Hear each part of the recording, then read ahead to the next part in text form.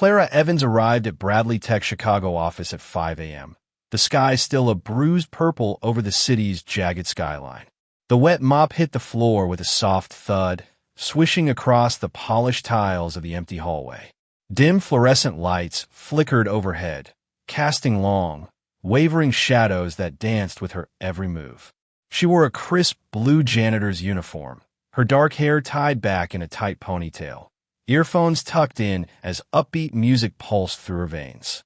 It was her rhythm, her shield against the silence of the early hours.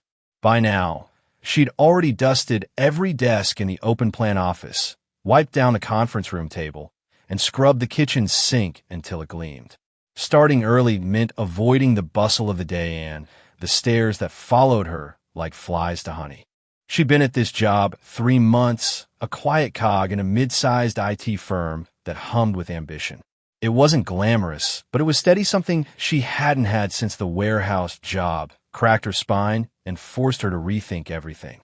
Clara moved with purpose, her slight frame belying a strength forged from years of lifting boxes, then lifting her family from grief. Back home, 8 hours away in a dusty small town, her sister Jane waited in her wheelchair, and their grandmother Ruth kept the lights on with a pension that barely stretched. This job was Clara's foothold, a chance to claw her way into a world she'd only dreamed of through free coding courses late at night. A flicker of light bounced off the tiles behind her. Clara's heart skipped, and she yanked out her earphones, spinning around. The hallway stretched empty until a gravelly voice broke the stillness. "Good morning, kiddo." Henry Sullivan, the night guard everyone called Hank, stood by the stairwell, his gray uniform wrinkled from a long shift. His weathered face cracked into a faint smile, though his eyes carried the weight of too many sleepless nights. Clara exhaled, her shoulders easing. "Morning, Hank. Didn't mean to jump you, caught me off guard." She wiped a bead of sweat from her forehead with the back of her hand. "You're up early again. Don't you ever sleep?" Hank chuckled, a dry sound that echoed faintly. "Sleep's overrated when you're my age. Besides, you're the one always here before the sun. What's your excuse?" He tucked his hands into his pockets, watching her mop with the same meticulous care he'd once seen in his late wife, Susan. "Easier this way," Clara said, leaning on the mop handle. "No crowds, no noise, just me and the work. Sorry if I woke you, though." "Nah, I was up anyway," Hank replied, his gaze softening. "You're like Susan, you know? She'd have the house spotless before I even opened my eyes. Breakfast on the table, too." His voice trailed off, lost in a memory Clara knew well. Susan's death from pneumonia last year had hollowed him out, left him clinging to stories of the past. Clara offered a warm smile. "Sounds like she was amazing. Speaking of breakfast, finish up with me. And I've got tuna sandwiches to share." Hank's eyes lit up, a rare spark cutting through his usual stoicism. "Tuna, huh? You're spoiling me, kid." They settled on the freshly cleaned floor minutes later, steaming cups of tea from Clara's thermos warming their hands.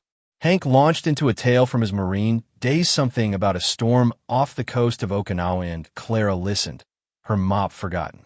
These moments with Hank were her refuge, a tether to something human in a job that often felt invisible. She didn't know it yet, but that morning would change everything. The office picnic came a week later, a spring event Thomas Bradley had planned to lift morale at Bradley Tech Tom. The company's founder was a bear of a man, tall, stout, with a voice that could command a room and a heart that quietly bled for his team. He'd built the firm from scratch, a single dad raising his 3-year-old son, Ethan, after his wife walked out years ago. The picnic was his way of saying thanks, but Clara hadn't planned to go. Janitors didn't get invites her, so she thought until Tom caught her in the hall the day before. "You're part of this, Clara," he'd said, his hazel eyes steady. "Be there." She'd gone, reluctantly, hovering on the edges of the laughter and chatter. Hank's words had stuck with her, "Don't let anyone steal your happiness." So she found a patch of grass, soaked in the sun, and tried to ignore Eleanor Pierce's sharp glances. Nora, Tom's secretary, had made her disdain clear from day one, spilling coffee for Clara to clean, sneering at her uniform like it was a personal insult. Today, Nora whispered to her clique, her eyes darting to Clara with a smirk, but Clara kept her head down. She wasn't here to fight. Then Tom's car rolled up. He stepped out, Ethan tumbling after him, a whirlwind of giggles and curls. Tom handed the boy to Nora, watched him for a sec, and ducked back inside.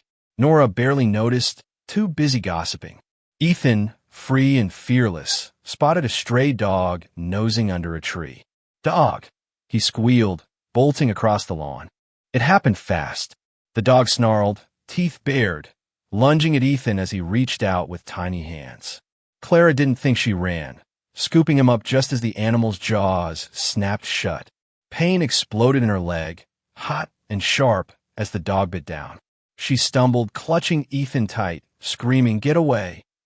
The beast lunged again, tearing at her arm, but she held on, blood soaking her sleeve. Shouts erupted. Tom, sprinting from the building, men rushing to scare the dog off.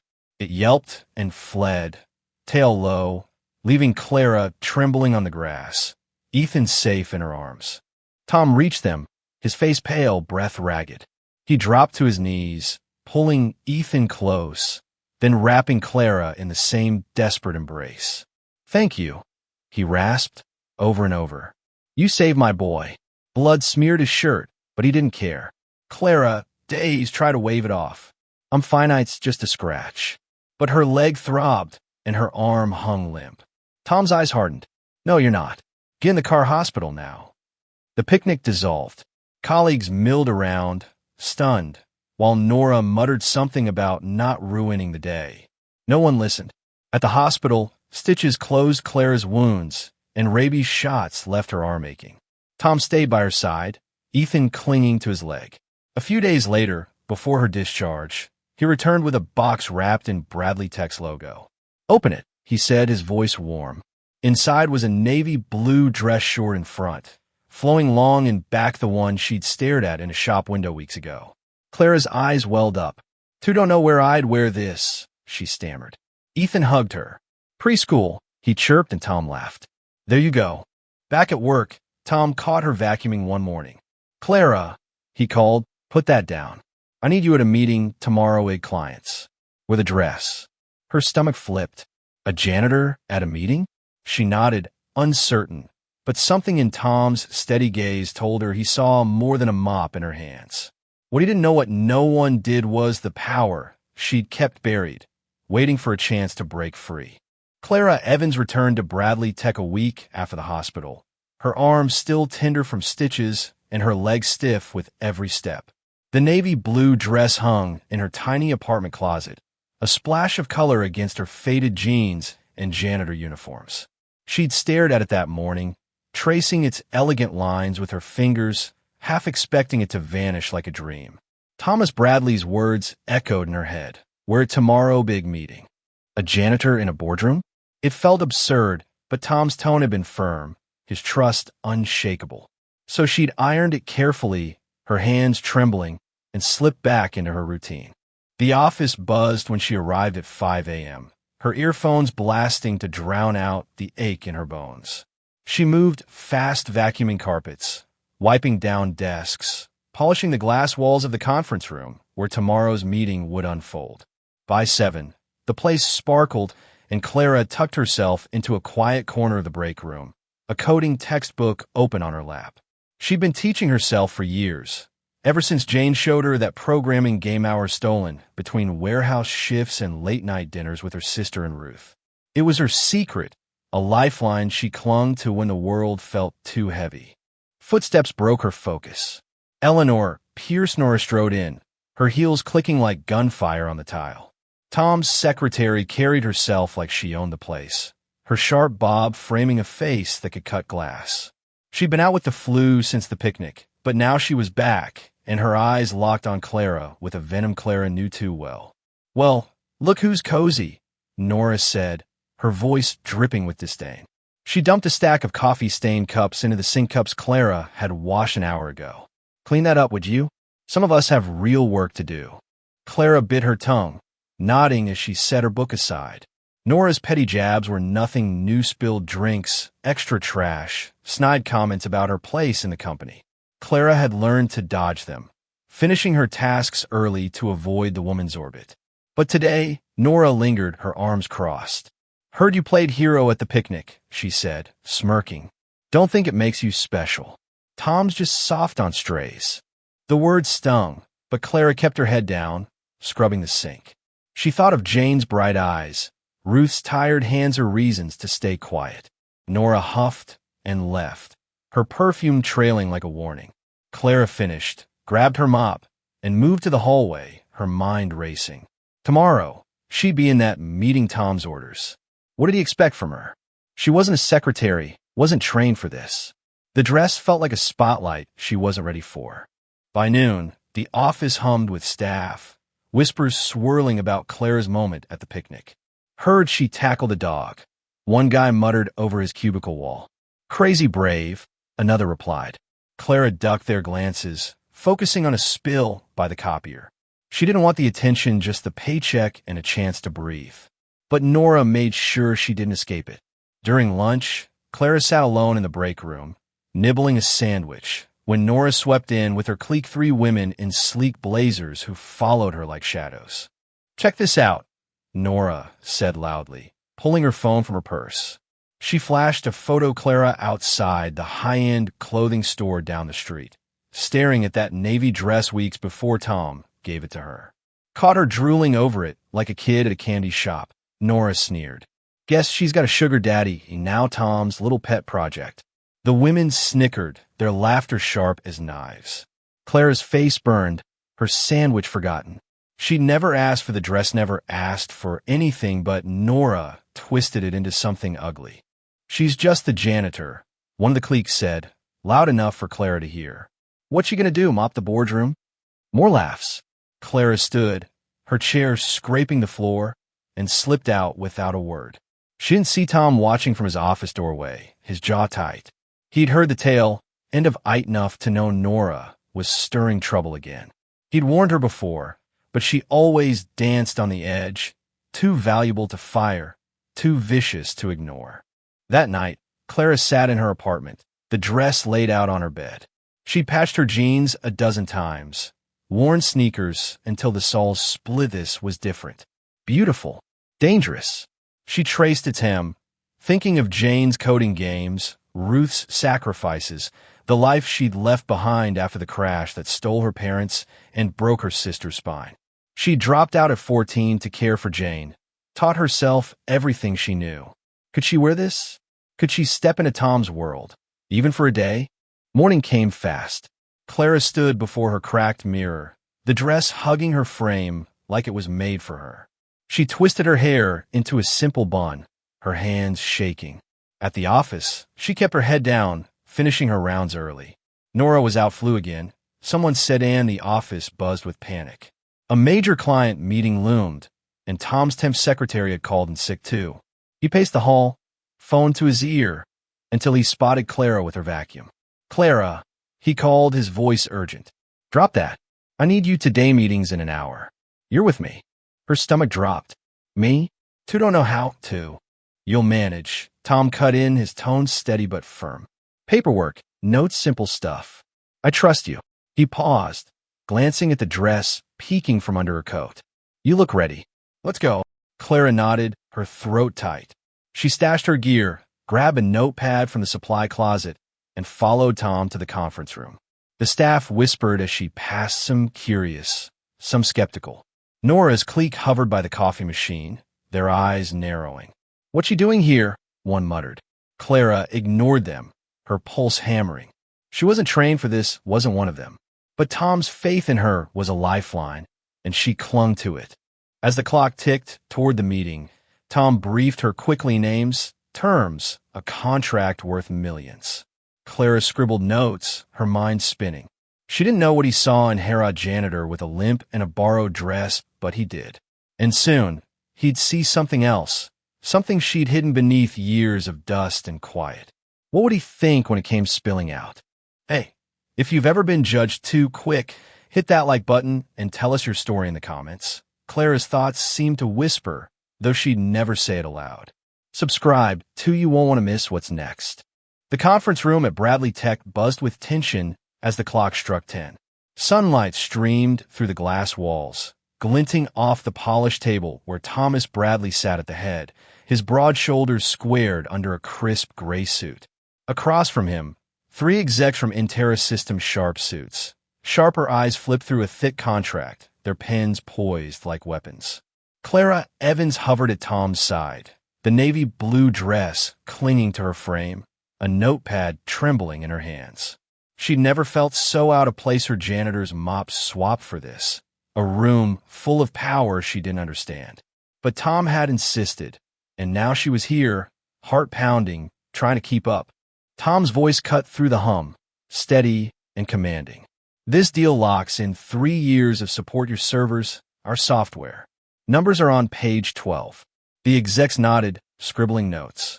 Clara stood quietly, passing him files when he gestured, jotting down names and terms she barely grasped: API integrations, scalability metrics, stuff she'd skimmed at her coding books, but never seen alive like this. She kept her head down, her bun tight, the dress a shield and a spotlight all at once.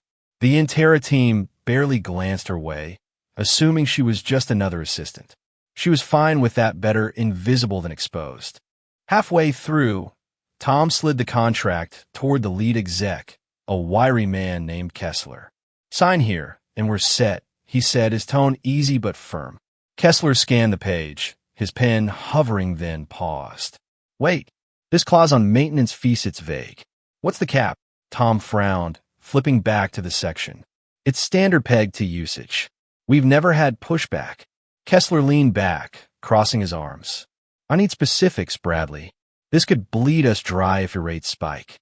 Clara's eyes darted to the contract as Tom riffled through it. She'd skimmed it during his quick briefing, nothing deep, just enough to follow along. But something nagged at her, a memory from a late-night coding tutorial about cost overruns in tech deals. She hesitated, her pen tapping the notepad, then scribbled fast. "Check page 18, fee escalator not capped. Could triple in year 2. She slid it to Tom under the table, her hand shaking. He glanced at it, his brow furrowing, then flipped to page 18. His jaw tightened. "You're right," he muttered, barely audible, then raised his voice. "Hold on, Kessler. There's an escalator clause, Hurino upper limit. That's an oversight on our end. We'll cap it at 5% annual increase. Locked in today." "Fair." Kessler raised an eyebrow, surprised, then nodded. "Fair. Amended. And we've got a deal." Tom shot Clara a look, brief, stunned, but brimming with something she couldn't name. She ducked her head, her pulse racing. How had she caught that? She wasn't even supposed to be here. The meeting wrapped fast after that. Signatures scratched across paper, hands shook, and the Intera team filed out with smiles. Tom stayed behind, shutting the door as the room emptied. Clara gathered her notes, her fingers clumsy, until his voice stopped her. "Cla, seat, s." She froze, then sank into a chair, her legs still aching from the dog bite. Tom leaned against the table, arms crossed, studying her like she was a puzzle he'd just found the first piece to. "That note," he said, his tone low. "How'd you know?" Clara swallowed, her throat dry. "Two didn't, not really. I just saw the numbers, and it felt off. I read about stuff like that, cost clauses, how they can spiral. Guess it stuck." Tom's eyes narrowed. "Read where? You're not trained for this." She hesitated, then let it spill. "Online. Free courses, coding, mostly. Started years ago for my sister, Jane. She's 12, in a wheelchair since our parents died. She found this programming game, got me hooked. I've been teaching myself ever since nights, after work. Never thought it'd matter here." Tom blinked, leaning back. "You're self-taught?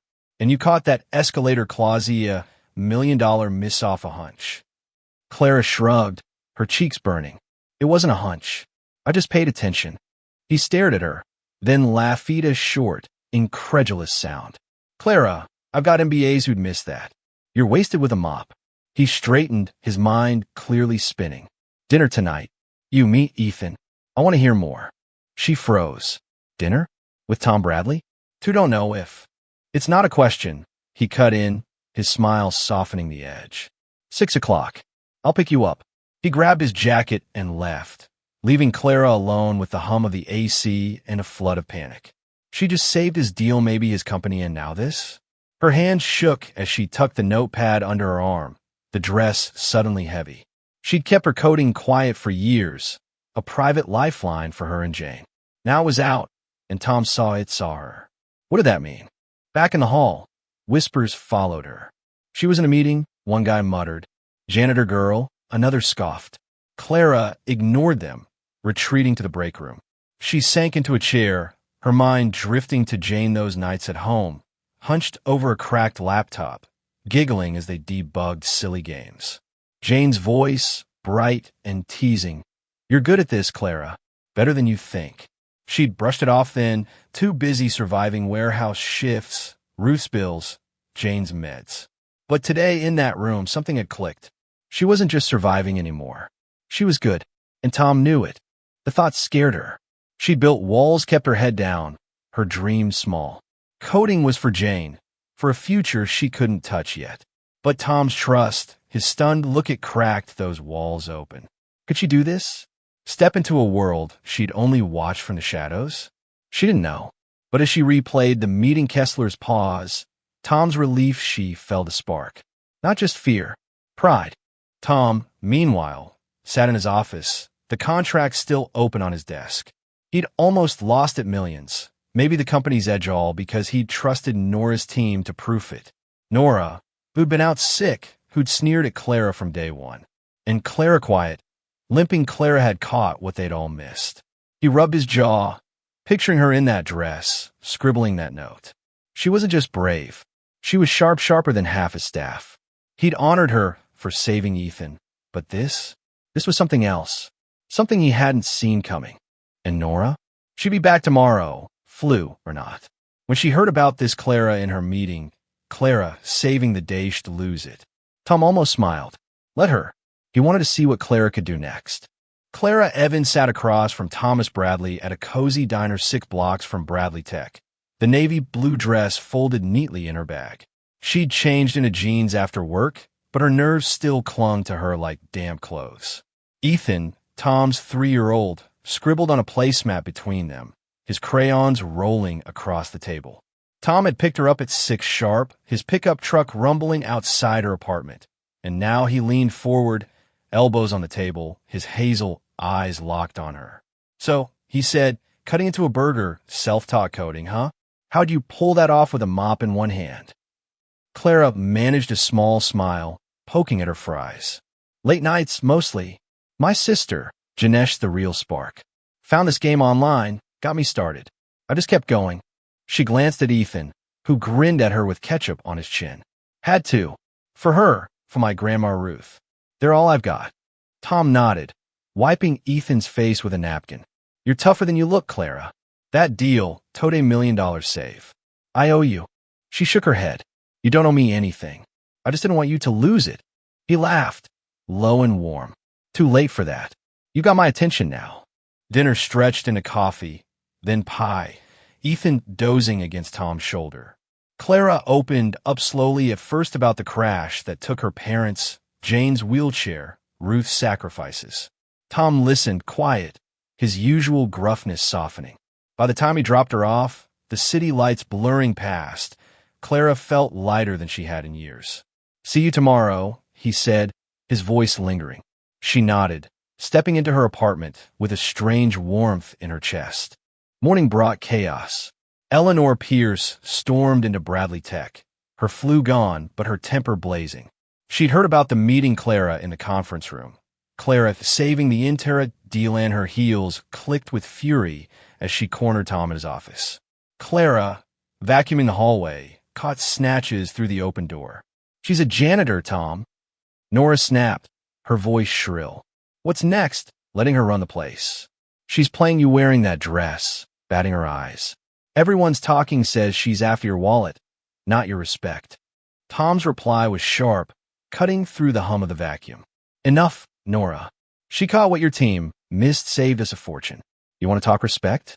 Earn it. She already has. Nora's laugh was bitter. Oh, please. She's a charity cashier, just too blind to see it. Out Tom barked. Now. The door slammed, and Nora stormed past Clara, her glare venomous enough to burn. Clara kept her head down, her stomach twisting. Charity case. Was that what they thought? By noon, the whispers spread like wildfire. Nora's clique fueled its snide remarks in the break room. A photo of Clara in the dress passed around with smirks. Tom's little savior, one sneered. But she's cozying up for a razor more. Clara overheard all, her mop handle slick with sweat. She'd saved Ethan, saved the deal. Why did it feel like she was losing now? She retreated to the supply closet, her breath shallow. What if Nora was right? What if Tom's trust was pity, not belief? She fought too hard, dropped out at 14, hauled boxes till her back broke, coded till her eyes blurred to be anyone's pity project. Henry Sullivan found her there, his gray uniform rumpled from a long shift. "Kiddo," he said, leaning on the doorway, "you're hiding again." Clara wiped her eyes, forcing a smile. "Nora's spreading lies, says I'm using Tom. Everyone believes her. I don't know if I can do this, Hank."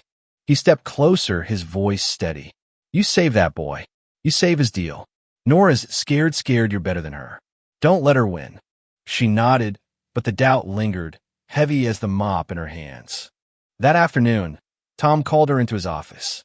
He shut the door, his face tight. "I heard the talk," he said. "Nora's out of line," and he warned her again. "But I need you to know something." He stepped closer, his voice dropping. "I don't pity you, Clara. I see you brave, smart, tougher than half this place. That's why I'm here." He paused, his eyes searching hers. "I drove to your town last night, met Ruth, Jane. Convinced them to come here. They're waiting at your place." Clara's breath caught. "What?" "Ruth's a tough sell. Hank helped," he said with a grin. "They're family. You shouldn't be alone anymore. And He stopped, running a hand through his hair. "I love you, Clara. Been fighting it, but it's true." The room spun. Clara stared at him, her mind a tangle of fear and hope. Jane's laugh, Ruth's warm hands here, and Tom loved her. She'd spent years building walls, keeping her world small to protect what mattered. Now it was crashing open, and she didn't know if she could catch it. "I don't know what to say," she whispered. "This is too much." Tom took her hand, gentle but firm. "Say yes to them, to us. You've earned this." She pulled back, her leg throbbing where the dog had bitten her. "What if I can't? What if I fail you, all of you?" "You won't," he said, unshaken. "You've been carrying more than this since you were a kid. Let me carry some now." Clara left his office in a daze, her heart pounding. She grabbed her coat and rushed home, barely noticing the stares from Nora's clique. When she opened her apartment door, there they were, Jane in her wheelchair, giggling at a cartoon on Clara's tiny TV, Ruth stirring soup on the stove. Hank sat nearby, a cup of tea in hand, grinning like a proud uncle. "Surprise, kiddo," he said. Clara dropped her bag, tears spilling as she hugged Jane. Then Ruth, their arms folding her into a warmth she'd forgotten she could feel. Dinner was loud, Ethan bounding in with Tom, Ruth swapping stories with Hank, Jane chattering about school. Clara watched it all, her chest tight. This was everything she dreamed of: family, love, a chance. But the whispers lingered, Nora's venom echoing in her mind. Could she trust it? Could she step into this life without breaking? Tom caught her eye across the table, his smile soft. He didn't know what she'd do next, didn't know the strength she'd summon. But Nora did. And when she found out Clara wasn't backing down, the real fight would begin. Clara Evans woke to the sound of Jane's laughter filtering through her apartment, a melody she hadn't heard in person for months. Sunlight spilled across the cramped living room where her sister sat in her wheelchair, sketching on a tablet Tom had dropped off the night before. Ruth bustled in the kitchen, the smell of pancakes mingling with coffee, while Henry Sullivan Hank sipped from a mug at the table, his gray uniform swapped for a flannel shirt. It was surreal, this patchwork family stitched together overnight by Thomas Bradley's stubborn faith. Clara pulled on a sweater, her legs still stiff from the dog bite, and joined them, her heart fuller than she could name. She returned to Bradley Tech that morning, her navy blue dress tucked away, replaced by jeans and a quiet resolve. Tom had texted her, "Small project, meet me at 9. She found him in his office, papers spread across his desk, Ethan doodling in the corner. "Morning," he said, his smile warm but focused. Got a client pitch new app, low budget. I want you to lead it. Coding, planning, all you. Clara blinked. Me? I'm not. You are, he cut in. That in-tariff save wasn't luck. You got the chops. Start today. She nodded, her throat tight, and took the briefest simple app for a local nonprofit. It was small, but it was hers. She set up in a quiet cubicle, her old laptop humming as she dove into the code. Lines flowed from her fingers, familiar from years of late-night practice with Jane. By noon, she had a prototype rough but functional. Tom peeked over her shoulder, his grin widening. Told you, he said, clapping her back. She smiled, a flicker of pride breaking through her doubt. Eleanor Pierce returned that afternoon, her heels announcing her before she appeared. The flu had left her pale, but her eyes burned as they landed on Clara working, not mopping, in a space that wasn't hers. Nora marched to Tom's office, her voice carrying through the glass. She's coding now? What's this? Tom, your pet project's promotion? Tom's reply was calm, steel beneath it. She's earning it, Nora. Unlike some, she doesn't need to scream for attention. Nora emerged, her face tight, and passed Clara without a word. The whispers from her clique faded silenced by Tom's backing and Clara's quiet proof. Nora's venom had lost its bite. Weeks turned to months. Clara's app launched, earning praise and a modest contract bump. Tom moved her to a junior developer role, part-time coding, part-time cleaning until she was ready for more. She thrived, her days split between lines of code and family dinners where Jane quizzed her on algorithms and Ruth swapped stories with Hank. Tom joined them often, Ethan tagging along, his crayons littering Clara's floor. One evening, as snow dusted Chicago, Tom pulled her aside on her apartment stoop. "Marry me," he said, a simple ring in his hand. "You me, Ethan. Your crullets make it real." Clara's breath caught, tears stinging her eyes. She thought of the crash, the warehouse, the years of scraping by. This love, family, a future was more than she'd dared hope. "Yes," she whispered, and he kissed her, snowflakes catching in her hair. They wed in a small park that spring, Jane rolling down the aisle with flowers, Ruth beaming beside Hank, who'd retired to spend his days with her. The next summer, Tom handed Clara the keys to a country house 30 minutes from the city sprawling place with a ramp for Jane and a garden for Ruth. "It's yours," he said. "No rent, no catch, just home." Clara protested, but he waved it off. "You've earned 100 times over." They moved in, Jane thriving in a new school, Ruth and Hank growing closer, their quiet companionship a balm for old wounds. One gray afternoon, as Clara debugged code at her kitchen table, the doorbell rang. She opened it to find Nora Pierce Thinner, her blazer frayed, her eyes hollow. "Clara," she said, her voice small. "To lost my job. Tom let me go months ago. I need work. Anything." Clara stared. The woman who'd mocked her now humbled before her. Anger flared Nora's sneers, her lies, but it faded fast. "I'm sorry," Clara said, gentle but firm. "There's nothing here for you." Nora nodded, turned, and walked away, a shadow dissolving into the dusk. That night, Clara sat on the porch with Tom, Ethan asleep inside, Jane's laughter drifting from her room. Ruth and Hank rocked nearby, hands brushing. Clara leaned into Tom, his arm around her.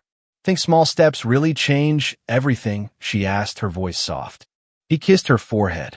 "Yours did." She'd started with a mop, a limp, and a dream buried deep. Now she had a job she loved, a family whole, a man who saw her when no one else did. Nora's downfall, her own rising, it wasn't revenge. It was justice, quiet and sure. Clara smiled, the weight of years lifting. Could one choice a leap into the unknown rewrite a life? Hers had. "Hey folks," her thoughts seemed to call out, though she stayed silent. "Thanks for sticking with me. If this hit you, hit that like button and subscribe for more. Drop a comment what small step changed your life. Check our other stories. See you next time.